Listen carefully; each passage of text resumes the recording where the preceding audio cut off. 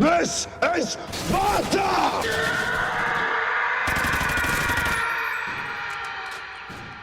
What is up, beast? Welcome back to a new video. Today let's talk about 3 Call of Duties that died at birth, that will never get a second chance. So we will never see a sequel of these Call of Duties. They won't be able to be part of successful series like the Modern Warfare and also the Black Ops series. Unfortunately for these Call of Duties, they will always be remembered as a standalone Call of Duty that came out and it failed. Now I'm gonna be honest, I want all Call of Duties to be successful, but I'm actually happy one of these motherfuckers died at birth, which is Infinite Warfare. Well, let me correct something I just said. This motherfucker didn't die at birth. When this motherfucker died, it was still a fetus, man, which is crazy. This Call of Duty started getting hate way before we even got a trailer. Infinity Ward or whatever posted the tweet saying that it was going to have the same movement system as Black Ops 3 and whatever, and people got mad because, you know, they realized they were going to have to play another Call of Duty with bunny hops and in space. So Infinite Warfare failed because it's not the Call of Duty the people wanted. People wanted to go back, and unfortunately they decided to try to shove down our throats another Call of Duty with bunny hops. I'm glad people, you know, stood up and were like, fuck this Call of Duty. They disliked, bombed the trailer of Infinite Warfare. You know, I'm happy for 2 reasons that this Call of Duty failed. I'm happy because it's not the Call of Duty I wanted. I wanted Ghost 2, which would have been boots on the ground Call of Duty instead of this crap with bunny hops and whatever. And the other reason why I'm happy Infinite Warfare failed is because by failing, especially so early, it showed Sledgehammer that Advanced Warfare 2 was not going to be well received. So we're not getting Advanced Warfare 2 this year, which is excellent news. We're gonna get a boots on the ground Call of Duty. It can still be in space. We don't know if it's gonna be, you know, during Vietnam or World War II or World War I, whatever. It can still be in space, but at least it is a boots on the ground Call of Duty. This year we were going to get Advanced Warfare 2. Can you imagine 4 years in a row of this crap? Oh my god. So thank God Infinite Warfare failed, because if it had been successful this year, we would be playing Advanced Warfare 2, which is crazy. I don't even want to think about it. So this is the first Call of Duty on this list that died at birth, and we'll never have a second chance. We'll never see Infinite Warfare 2, thank God. Next we have, ladies and gentlemen, Advanced Warfare. Now, Advanced Warfare is the Call of Duty that started most of this crap. To me, Call of Duty really went downhill with Advanced Warfare, and the reason why it went downhill is because reason number 1, it's the Call of Duty that came up with the bunny hops, which in Advanced Warfare are insane. You can bunny hop all over the place. The action is chaotic because people are everywhere, on rooftops, inside buildings, on the ground. It was crazy. The kill streaks were poop. The kill streaks were absolute garbage. Like the other day I tried playing Advanced Warfare and I was like, man, I really miss using the Goliath, you know, which is a big ass robot you can control. And I got my Goliath and I died 5 seconds later. Why? Well, because your head is exposed when you use the Goliath, and if a smart player aims for the head, they can kill you that fast. So I'm like, I actually forgot about that problem. And usually people are not that smart, they don't aim for the head. I was like, damn, the kill streaks are really trash in this game. Well, there's one that is pretty good, which is also one of the most annoying kill streaks of all time, which is the system hack, or the EMP from Advanced Warfare. Oh my god, that thing is just freaking awful. And then we have talking about awful things, then we have the most awful thing that appeared in the Call of Duty franchise, the supply drops.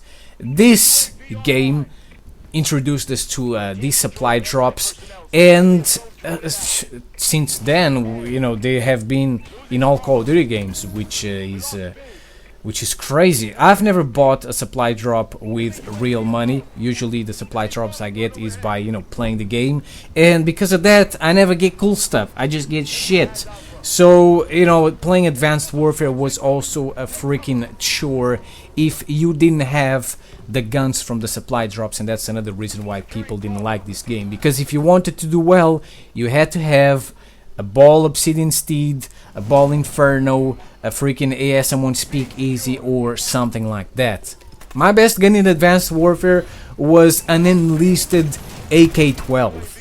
So just imagine, I was running around with a shitty AK-12 trying to kill motherfuckers using the Obsidian Steed. So that was not a very good experience, and that's pretty much why I stopped playing Advanced Warfare so early. And then we have, ladies and gentlemen, the last Call of Duty on this list that will never get a sequel, that we will never see, even though it is the best Call of Duty on this list, which is Call of Duty Ghosts. Why are we not going to get a sequel of Ghosts? Well, pretty much because the Call of Duty community said so. The Call of Duty community hated Ghosts because it was not innovative, because it was just a copy-paste, and because it was full of campers. The game didn't turn people into campers. The game didn't say, yo, you gotta camp, start camping. No, people just camped in Ghosts because they wanted to.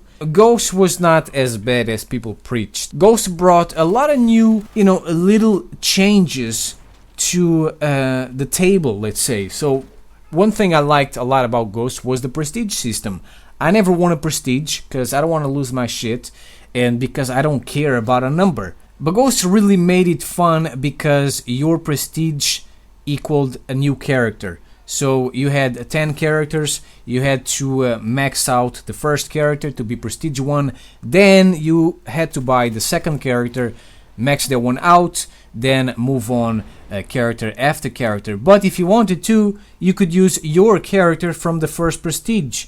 So that was cool because if you didn't have the cool stuff, and if you were getting your ass smacked that night, you could just go back to the character from the previous prestige and use all the stuff you had unlocked in that character. The movement system was pretty much the same from all the other Call of Duties, but they made it a little bit different. I think that it was more smooth, it was more enjoyable, and you know, they introduced the vaulting thingy, the vaulting feature where you just jump over stuff instead of actually, you know, taking your time to climb a little wall and whatever, which was boring. No, in Ghost you just fly over stuff, which is awesome. The maps also have a lot of interactive things. Now, Ghost didn't do this for the first time, but they did it way better and in a bigger number. There are a lot of things in the maps that you can interact with, and that was pretty cool. The creator class system in Ghost is also pretty cool, in my opinion. It is definitely better than the one from Black Ops 2. They eliminated the UAV spam on team game modes, and this was awesome because I didn't have to worry about appearing on the radar. And if you want to use a UAV, you could still use a UAV, but it was only in free-for-all. So a SATCOM in free-for-all equals a normal UAV from any other Call of Duty, but in team game modes, to have a UAV you need 2 SATCOMs on the ground. Pretty much they made it so that to use a UAV you needed some teamwork. They allowed countless killstreak combinations in Ghost. I'm just gonna tell you one. You can be inside a Juggernaut suit. It doesn't matter which Juggernaut suit it is. It can be the Assault, the Maniac, or the Support Juggernaut. And you can be inside the Helo Scout, sniping people while inside the Juggernaut suits in the Helo Scout. That is completely insane. And there are a lot more combinations of killstreaks you can do in Ghost. But, you know, I've talked about this millions of times. The field orders from Ghost were also something new and something fun to, you know, try to get in the game. It gave you an objective, an extra objective to play the game. You can have different killstreak loadouts per classes. So each class in Ghost has its own killstreak loadout, and that is pretty cool because if you're like, man, these killstreaks are too high for me, I gotta use some lower killstreaks, well, you can choose a different class setup with those killstreaks. So there you go, ladies and gentlemen. These are the Call of Duties that died at birth, that we will never see a sequel. Let me know in the comment section below if you liked any of these Call of Duties, if you wanted a sequel of these Call of Duties. And that's pretty much it. Thank you for watching. I will see you next time. Peace out.